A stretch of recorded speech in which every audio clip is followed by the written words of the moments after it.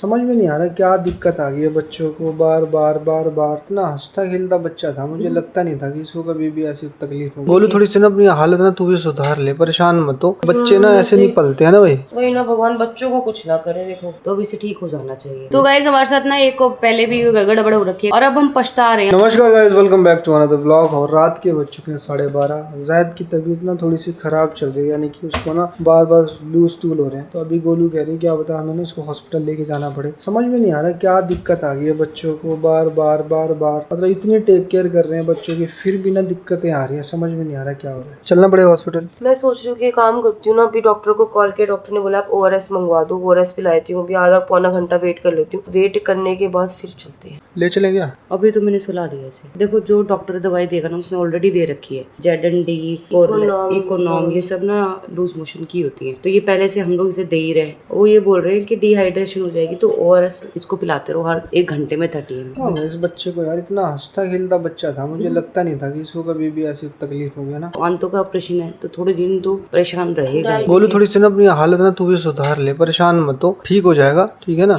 बच्चे ना ऐसे नहीं पलते है ना भाई। बच्चे पालना बहुत मुश्किल काम है। मैं तो सो गई थी, मुझे नहीं पता था। चीकू के साथ सो गई, इसको सुबह स्कूल के लिए सुलाना था। एकदम जब ये ज्यादा ही रोया था मैं उठ गई। मैंने कहा चुप क्यों नहीं करा रहे ये अब 10 बजे से लगी हुई है उसको चुप कराने के लिए, ठीक है। अभी इतना टाइम हो गया, 2 घंटे हो गए। ये लड़का कभी सो रहा है, हर 5 मिनट 10 मिनट में उठ ही जा रहा है। मैं कोशिश कर रही, फिर ये बहुत ज्यादा रोने लग गया ना। फिर मैंने डॉक्टर को कॉल किया, मैंने कहा चलो डॉक्टर से पूछती हूँ ऐसे ऐसे कि क्या दिक्कत है। उन्होंने यही बात बोली है कि आप उसे ORS दे दो, क्योंकि डिहाइड्रेशन हो जाए। ORS दे के देखती हूँ, नहीं तो ये रहा हॉस्पिटल ज्यादा लगेगा तो एक बार चली जाऊंगी ना। तो ये सोच रहा हूँ इसको ना 4-5 दिन हॉस्पिटल में रख लेता हूँ डॉक्टर की निगरानी में। क्या बोलते वो हो? हॉस्पिटल में रखेंगे, उसको फिर से ड्रिप चढ़ाएंगे, क्योंकि वो ओरल मेडिसिन तो देंगे नहीं। ओरल मेडिसिन हमें दे रखी है उसने, फिर उसके हाथ वाथ फूटेंगे। इससे तो अगर हम उसे घर पे रखकर ठीक कर सके तो वो ज्यादा अच्छा है ना। बट वही है ना, जैसे हम बड़े होते हैं ना, हमारा ऑपरेशन हो, कोई भी चीज हो ना, हमें पता है हमें टाइम से खाना खाना है, टाइम से दवाई खानी है, इससे हम सब कुछ दे रहे हैं। पर दिक्कत क्या आ रही है, कभी कभी बच्चों का समझ नहीं आता। रोते तो है, रोता है तो समझ नहीं पाती कि कहीं टांगों में दर्द है, कहीं पेट में दर्द है। बच्चा ना वही है ना, बोल के नहीं बता पाता ना। बड़े हो तो बोल के बता दे। वही ना, भगवान बच्चों को कुछ ना करे। देखो अब तो मैंने सुला दिया कि बिलक बिलक के रो रहा था ना, तो मैंने सुला दिया, सो गया।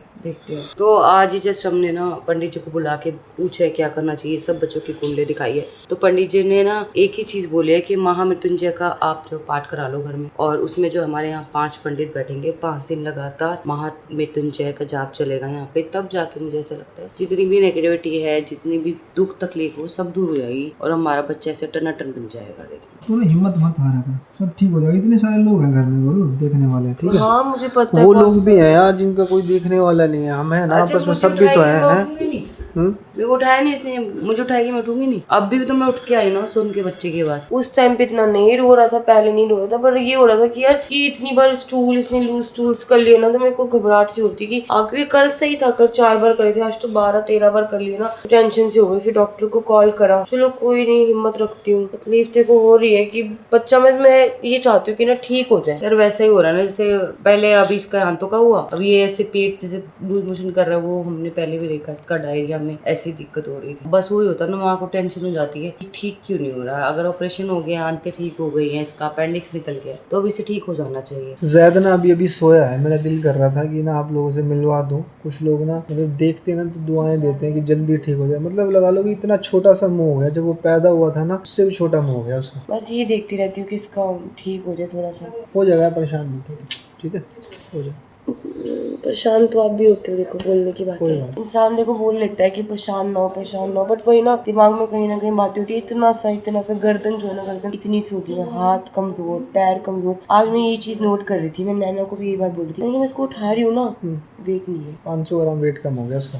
ज्यादा ही हो गया, 500 ग्राम से भी ज्यादा हो गया होगा। देखना, वो तो हमने अजम्पशन लगाया कि 500 ग्राम कम हो गया है, लग रहा है आपको। पहले ना उसकी गर्दन पे ना ऐसे लाइनें बनती थी। पहले इसकी गर्दन दिखती नहीं थी, ऐसे रहती थी, अब उसकी गर्दन दिखती है। हो जाएगा, ठीक हो जाएगा। लाखों लोगों की दुआएं हैं। हमारी बीमारी हर किसी के घर में आती है, आके चली जाती है। जब अच्छे दिन नहीं रहते ना बाल तो बुरे भी नहीं रहते। बुरे दिन होते ना वो एक एक दिन ना इतना भारी लगता है, पत्थर जैसा भारी लगता है कि हाँ ये दिन कब निकले। बस मेरे को ये था कि हॉस्पिटल है, हॉस्पिटल में था, ऑपरेशन हो जाए, फटाफट ऑपरेशन हो जाए। ऑपरेशन से के बाद हुआ निक्कू चला गया, निक्कू से ही हुआ कि निक्कू से बाहर आ जाए, मेरे पास आ जाए। तब मेरे पास आया तो ठीक हो जाए। अब जब मेरे पास आ गया है तो अब इस चीज की टेंशन हो गई। मतलब समझ रहे हो ना कि बस यही हो रहा है कि अब ठीक हो जाए, बस अब ये लड़का पूरी तरीके से ठीक हो जाए, कुछ नहीं चाहिए। हो जाए, चिंता मत। तो यहाँ पर ना मैंने ओरेस मंगवा दिए, 5 पैकेट मंगवाए, 4 फ्रिज में रखवा दिए, 1 मैंने बाहर रख दिया। और अभी जैद सो रहा है तो उसको उठाऊंगी नहीं, क्योंकि बहुत ही मुश्किलों से लड़का सोया 2-2.5 घंटे बाद। तो ओरेस जब भी उठेगा ना तब उसे पिला दूंगी। तो गाइस टचवुड जैद ने उसके बाद से, जब मैंने उसे सुलाया था उसके बाद से उसने बिल्कुल भी लूज टोल नहीं की है। और अभी बज रहे हैं 11। अभी उसकी तबीयत बिल्कुल मुझे लग रहा है अब ठीक हो जाएगा वो बिल्कुल। रात को ये लोग इतना घबरा गए थे, गोलू रोने लग गई थी दोबारा से कि पता नहीं लड़का क्यों नहीं ठीक हो रहा है, ये वो, और रो रहा था बहुत ज्यादा। मैंने उसकी गोद से लिया, मैंने कहा मुझे दे, मैं सुलाती हूँ। फिर मैंने उसको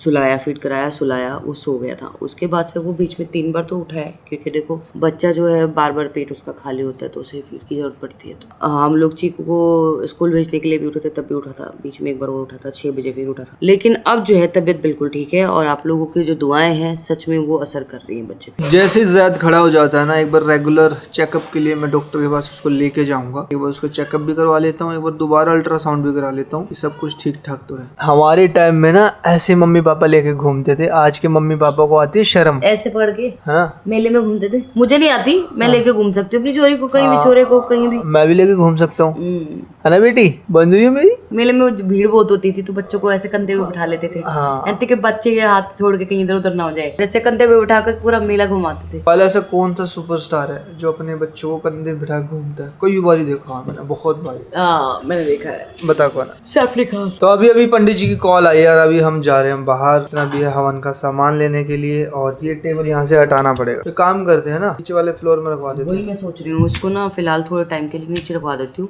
5 दिन के लिए, जब तक वो हवन है। और गुड्डू मुझे ना एक हलवाई भी बुलाना है, क्योंकि 5वें दिन खाने पीने खाना करवाना पड़ेगा। पूरी टीम भी खाएगी, सब लोग खाएंगे, 20-25 लोग तो घर के ही हैं। और पंडित जी के लिए ना जिस दिन हवन अपना होएगा पूरा, तो उनको धोती वगैरह भी देनी पड़ेगी, वो भी लेके आनी है। बाकी सारा सामान तो पंडित जी कह रहे हैं मैं वहाँ से कर लूंगा, जैसे बेल पत्र हो गया, तो बहुत सारी चीजें जो हमें पता ही नहीं कहाँ से जो मिलती हमें है। पता ही नहीं है। हाँ, जो हमें पता ही नहीं है वो पंडित जी ले आएंगे, और जो जो उन्होंने मुझे बताया वो मैं ले आऊंगा। चलो ठीक है, ले खा ले, चल आज बोले मुंह आगे करके आज भी अंदर बैठ के खा के आई है, मारूंगी तो खिला दो। तेरे से नहीं पूछा वैसे है ना? खा चुकी थी जब तक मैं पहुंची ना कमरे में, खा चुकी थी। मैंने ऐसे नहीं किया था, मैंने कहा था, मैंने कहा पायल मैंने 2 परांठे खा लिए, 1 परांठे रखा हुआ तू खा लियो, जो छोड़ा हुआ ना वो मैं खा लूं। तो गाइस अभी मैं और धीरज भाई निकल रहे हैं एक जबरदस्त सा काम करवाने। काम क्या है ना, हमारी फौज में पीछे ना बैठने की जगह थोड़ी ना ऊंची नीची है, तो उसमें ना हम 2 सोफे लगवा रहे हैं। पायल और गोलू अगर बैठे आराम से बैठ के कहीं जाना वाना हो ना तो कमर में दिक्कत ना हो, है ना। तो यहाँ से है 10 किलोमीटर, चलते हैं वहाँ और करवाते हैं काम। तो बहुत सारे लोगों के कमेंट आ रखे हैं कि लक्ष्य ना चीकू के ब्लॉग में ना बिल्कुल नहीं बोलती है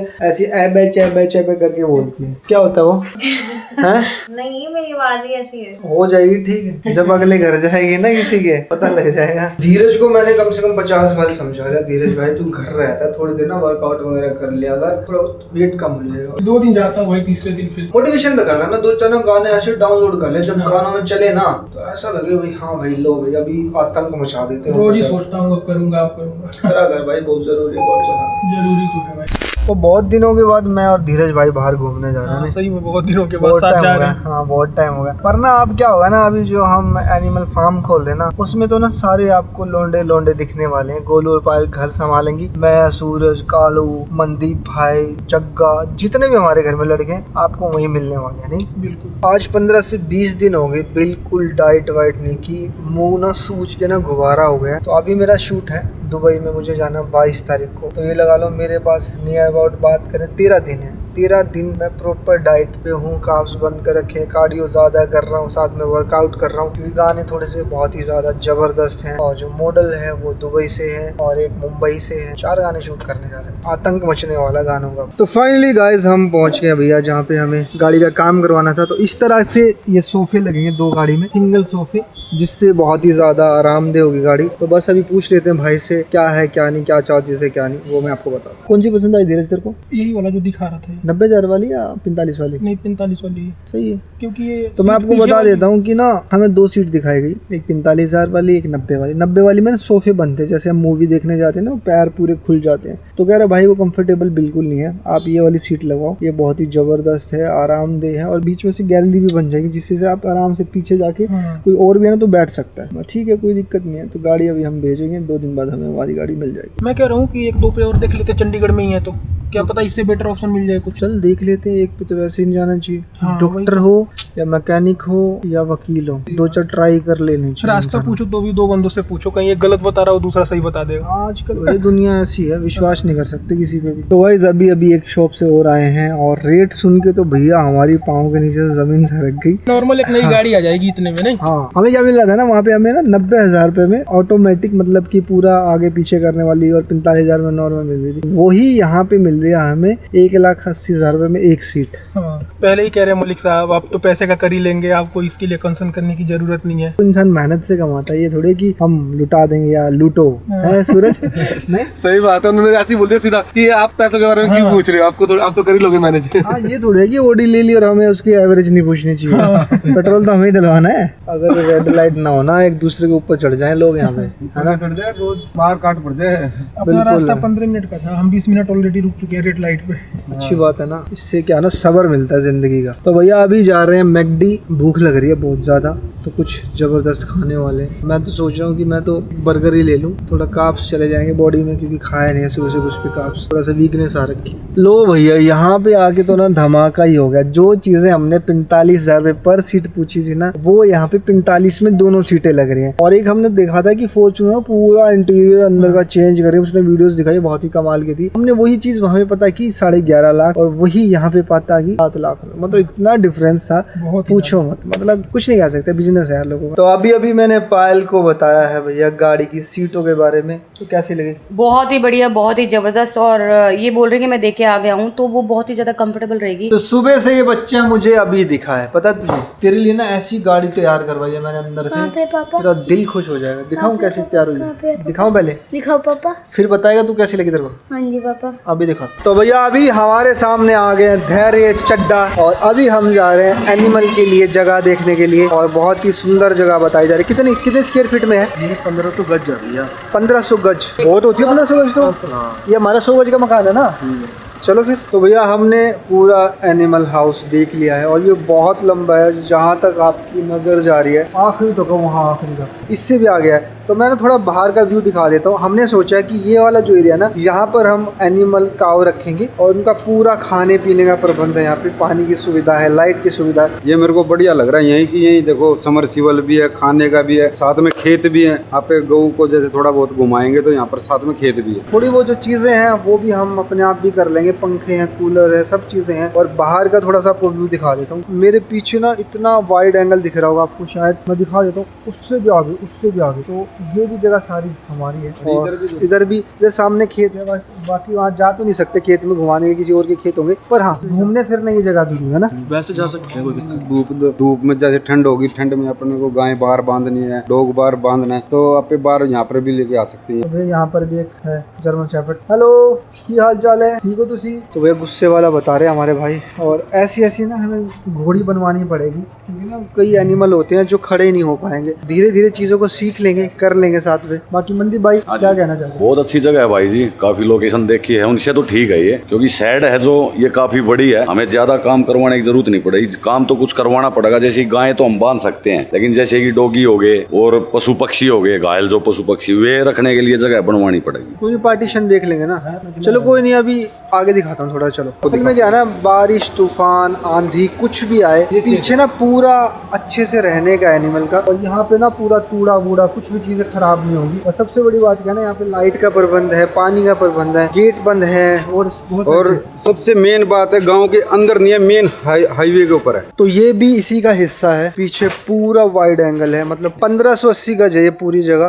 तो अभी हमारे लिए काफी होगी, और जीवन में जब हमारी चाहिए होगी तो हम आसपास साइड वाइड वाला भी ले लेंगे ना। अगर हम बात करें ना सारी जितनी जगह हमने देखी अब तक, तो ये है 20,000 स्क्वायर फीट एरिया। तो हमारे लिए अभी काफी होगा। हमें लाइट की सुविधा मिल रही है, पानी की मिल रही है, शेड है, बहुत सारी चीजें हैं जो एक एनिमल हाउस में हमें चाहिए होती है, वो सारी चीजें हमें यहाँ पे मिल गई हैं। बाकी आप लोगों का आशीर्वाद रहेगा, सब चीजें हम धीरे धीरे इकट्ठा ही कर लेंगे। तो भैया यहाँ पर ना सामने बिल्कुल हाईवे लग रहा है, ये भी सड़क है, मेरे पीछे भी हाईवे है, यहाँ भी हाईवे। तो ये लगा लो कुदरत की देन है कि हमें मिल गई यहाँ पे, क्योंकि ना कई बार क्या होता है हाईवे पे बहुत सारी गायें, डॉग, किसी का एक्सीडेंट हो जाता है, तो पास की पास भगवान ना करे कि हो, फिर भी हम बहुत ही जल्दी अपने एनिमल हाउस में ला सकते हैं, है मंदिर। हाँ बिल्कुल भाई साहब, बहुत अच्छी जगह है, सामने खेत हो गए, हरियाली भी काफी है और काफी लंबी चौड़ी जगह है। मेन बात तो यह है, तो शेड वगैरह बन जाएंगे, जैसे कि डॉगी के हो गए, पशु पक्षी मोर जैसे ही घायल हो जाए हैं, कुछ पक्षियां घायल हो जाए हैं, तो सही काम सोचा आपने और बहुत जल्द शुरू करने वाले हैं इसको। तो अभी पायल को मैंने जगह दिखा दी है और बहुत पसंद आई इसको भी। गाइस मुझे तो जगह